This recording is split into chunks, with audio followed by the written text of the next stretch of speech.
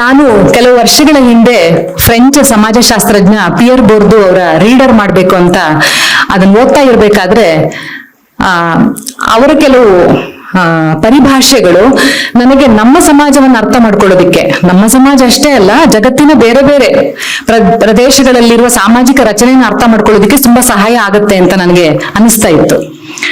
ಅವರು ಚರ್ಚೆ ಮಾಡುವಂತ ಹ್ಯಾಬಿಟಸ್ ಅನ್ನೋ ಪರಿಕಲ್ಪನೆ ಆಗಿರ್ಬೋದು, ಅಥವಾ ಕಲ್ಚರಲ್ ಕ್ಯಾಪಿಟಲ್ ಅನ್ನುವ ಪರಿಕಲ್ಪನೆ ಆಗಿರ್ಬೋದು, ಇದೆಲ್ಲವೂ ಕೂಡ ನಮ್ಮ ಸಾಮಾಜಿಕ ರಚನೆ, ಇಲ್ಲಿ ಅಧೀನತೆ ಅನ್ನೋದು ಹೇಗೆ ಆಪರೇಟ್ ಆಗುತ್ತೆ, ಹೇರಿಕೆ ಅನ್ನೋದು ಹೇಗೆ ನಡೆಯುತ್ತೆ, ಸಾಂಸ್ಕೃತಿಕ ರಾಜಕಾರಣದ ಹಲವು ಆಯಾಮಗಳು ಏನು ಅಂತ ನಾವು ಅರ್ಥ ಮಾಡ್ಕೊಳ್ಳೋದಕ್ಕೆ ತುಂಬಾ ಸಹಾಯ ಆಗುತ್ತೆ ಅಂತ ನನಗೆ ಅನಿಸ್ತಾ ಇತ್ತು. ಈ ಹಿನ್ನೆಲೆಯಲ್ಲಿ ಈ ಶೂದ್ರ ರೆಬೆಲಿಯನ್ ಪುಸ್ತಕ ತಗೊಂಡು ಓದಕ್ಕೆ ಶುರು ಮಾಡಿದಾಗ ಜಯಲಕ್ಷ್ಮಿ ಅವರು ನನ್ಗೆ ತುಂಬಾ ವರ್ಷದ ಗೆಳತಿ. ಸೊ ಈ ಜರ್ನಿಯಲ್ಲಿ ನಾವು ಜೊತೆಗೆ ಡಿಸ್ಕಸ್ ಮಾಡ್ತಾ ಹೋದಾಗ ನಮ್ಮಲ್ಲಿರುವ ಅನೇಕ ಅಸ್ಪಷ್ಟತೆಗಳಿಗೆ ಅಥವಾ ನಮ್ಮಲ್ಲಿರುವ ಪ್ರಶ್ನೆಗಳಿಗೆ ಒಂದು ಸೈದ್ಧಾಂತಿಕ ಸ್ಪಷ್ಟತೆಯನ್ನ ಈ ಕೃತಿ ಒದಗಿಸ್ತು ಅಂತ ನನಗೆ ಅನಿಸ್ತು. ಯಾಕಂದ್ರೆ ಮೇಲರಿಮೆ ಮತ್ತು ದಮನದ ರೂಪಗಳು ಒಂದೇ ಬಗೆಯಲ್ಲಿ ಇರೋದಿಲ್ಲ ಅಂತ ನಾರಾಯಣ್ ಸರ್ ಹೇಳಿದ್ದನ್ನು ವಿಸ್ತರಿಸಿ ಹೇಳೋದಾದ್ರೆ, ನಮ್ಮ ಶೈಕ್ಷಣಿಕ ವಲಯದಲ್ಲಿ ನಾವಿವತ್ತು ಸಮಾಜದ ಬಗ್ಗೆ ಏನ್ ಓದ್ತಾ ಇದ್ದೀವಿ, ಸೋಶಿಯಾಲಜಿನಲ್ಲಿ ಆಗಿರ್ಬೋದು ಅಥವಾ ನಮ್ಮ ಸಾಹಿತ್ಯದಲ್ಲಿ ಆಗಿರ್ಬೋದು, ಸಾಮಾಜಿಕ ರಚನೆಯ ಬಗ್ಗೆ ನಮ್ಗೆ ಕೊಡ್ತಿರುವ ಥಿಯರಿಗಳಿದಾವಲ್ಲ, ನಾವಿವತ್ತು ಅದೇ ಸ್ಯಾನ್ಸ್ಕ್ರಿಟೈಸೇಷನ್ ಕಾನ್ಸೆಪ್ಟ್ ನ ಓದ್ತಾ ಇದ್ವಿ. ಸೊ ಅದೇ ತರದಲ್ಲಿ ಅಂದ್ರೆ ಎಷ್ಟೋ ಉದಾಹರಣೆಗಳು ಕೊಡ್ಬೋದು. ಅವರು ಇದರಲ್ಲಿ ಜೆಂಡರ್ ಅಂಡ್ ಕ್ಯಾಸ್ಟ್ ಆ ಪುಸ್ತಕದಲ್ಲಿ ಚರ್ಚೆ ಮಾಡ್ತಾರೆ. ಸೊ ಅದೇ ರೀತಿನಲ್ಲಿ ಹಾಗಾಗಿ ನಮ್ಮ ಒಂದು ಪೆಡಗೋಜಿ ದೃಷ್ಟಿಯಿಂದ ನಮ್ಮ ಶೈಕ್ಷಣಿಕ ವಲಯದಲ್ಲಿ ನಾವು ಯಾವ ಪರಿಭಾಷೆಗಳ ಮೂಲಕ, ಯಾವ ದಾರಿಗಳ ಮೂಲಕ ನಾವು ಸಮಾಜದ ರಚನೆಯನ್ನು ಅರ್ಥ ಮಾಡ್ಕೊಳ್ಬೇಕು ಅನ್ನೋದಕ್ಕೆ ಪ್ರೊಫೆಸರ್ ಕಂಚಾ ಇಲಯ್ಯ ಅವರ ಕೊಡುಗೆ ಬಹಳ ದೊಡ್ಡದು ಅಂತ ನಾನು ಹೇಳೋದಕ್ಕೆ ಬಯಸ್ತೇನೆ.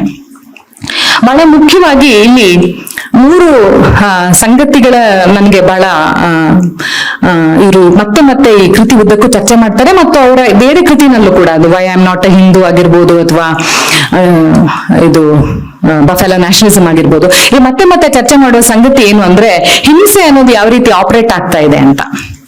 ಅರಿವಿನ ಹಿಂಸೆ ಅಂತ ಇದೆ, ಯಾವ್ದನ್ನ ನಾವು ಎಪಿಸ್ಟಮಾಲಜಿಕಲಿ ಯಾವ್ದೇ ವೈಲೆನ್ಸ್ ಅಂತ ಕರಿತೀವಲ್ಲ, ಜ್ಞಾನದ ನೆಲೆಯಲ್ಲಿ ಆಗುವ ಹಿಂಸೆ ಹೇಗೆ ನಡೀತಾ ಇದೆ ಅನ್ನೋದನ್ನ ತುಂಬಾ ಚೆನ್ನಾಗಿ ಅವರು ಅದರಲ್ಲಿ ಹೇಳ್ತಾ ಹೋಗ್ತಾರೆ. ಅಂದ್ರೆ ಸರ್ ಈಗಾಗ್ಲೇ ವಿಸ್ತೃತವಾಗಿ ಚರ್ಚೆ ಮಾಡಿದ ಹಾಗೆ ಉತ್ಪಾದಕ ಸಮುದಾಯಗಳು ಅವರ ಕೊಡುಗೆ ತುಂಬಾ ದೊಡ್ಡದಿದೆ ನಾಗರಿಕತೆಯನ್ನ ನಿರ್ಮಾಣ ಮಾಡೋದ್ರಲ್ಲಿ. ಆರ್ಯನ್ನರ ಆಗಮನಕ್ಕಿಂತಲೂ ಮೊದಲಿಂದಲೇ ಅವ್ರು ಇಲ್ಲಿದ್ದಂಥವ್ರು.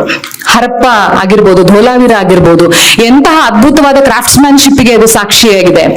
ಹೀಗಿದ್ರೂ ಕೂಡ ಈ ಸಮುದಾಯಗಳು ತಮ್ಮ ವಿಶೇಷತೆಯನ್ನ ಅರ್ಥ ಮಾಡ್ಕೊಳ್ಳದ ಹಾಗೆ, ತಮ್ಮನ್ನ ತಾವು ಅಸರ್ಟ್ ಮಾಡ್ಕೊಳ್ಳದ ಹಾಗೆ, ಅಧೀನತೆಯಲ್ಲೇ ಅವರು ಇರೋ ಹಾಗೆ ಮಾಡಿರುವ ಸಂಗತಿ ಯಾವುದು, ಈ ರಾಜಕಾರಣ ಯಾವುದು ಅನ್ನೋದನ್ನ ಅವರು ಎಳೆಯಾಗಿ ಬಿಡಿಸ್ತಾ ಹೋಗ್ತಾರೆ.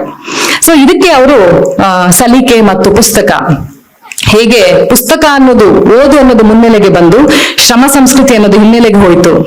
ಮತ್ತೆ ಇನ್ನೊಂದು ಅವ್ರು ಹೇಳ್ತಾರೆ ಚರ್ಮ ಪಟ್ಟಿಕೆ ಅಂತ. ಚರ್ಮದಲ್ಲಿ ಹಿಂದೆ ಬರ್ದು ಇಡ್ತಾ ಇದ್ದಂತ ಒಂದು ರೀತಿ ಇತ್ತು. ನಂತರದಲ್ಲಿ ಅದು ಓಲೆಗರಿಗೆ ಬಂತು.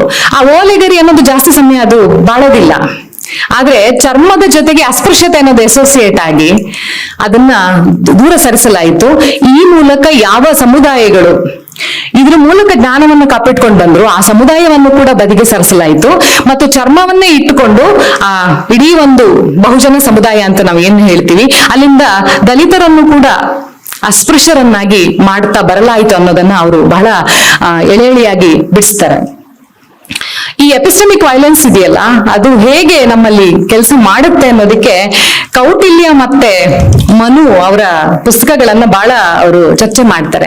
ನಾವು ಸಾಮಾನ್ಯವಾಗಿ ಮನುಸ್ಮೃತಿ ಬಗ್ಗೆ ತುಂಬಾ ಚರ್ಚೆ ಮಾಡಿದೀವಿ. ಅಲ್ಲಿ ಹೇಗೆ ವರ್ಣಾಶ್ರಮ ಧರ್ಮದ ಪ್ರಕಾರ ಇಂತಿಂತವ್ರಿಗೆ ಇಂತಿಂತ ಶಿಕ್ಷೆ, ಇಂಥದ್ದು ಮಾಡ್ಬೋದು, ಇಂಥದ್ದು ಮಾಡಂಗಿಲ್ಲ, ಈ ತರದನ್ನೆಲ್ಲ ವಿವರವಾಗಿ ಹೇಳಿದ್ದಾರೆ.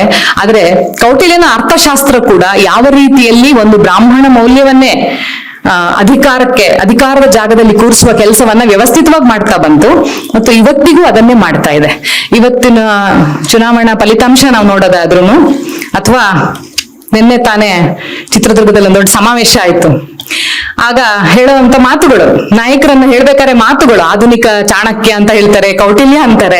ಸೊ ಇವತ್ತಿನವರೆಗೂ ಕೂಡ ಹೇಗೆ ಅದು ಮುಂದುವರ್ಕೊಂಡು ಬಂದಿದೆ ಮತ್ತು ಬಹಳ ವ್ಯವಸ್ಥಿತವಾಗಿ ಸಕ್ಸಸ್ಫುಲ್ ಆಗಿ ಅದು ತನ್ನ ಕಾರ್ಯತಂತ್ರವನ್ನ ರೂಪಿಸ್ತಾ ಇದೆ ಅನ್ನೋದನ್ನ ನಾವು ಅರ್ಥ ಮಾಡ್ಕೊಳ್ಳೋದಕ್ಕೆ ಇದು ತುಂಬಾ ನಮ್ಗೆ ಸಹಾಯ ಆಗುತ್ತೆ.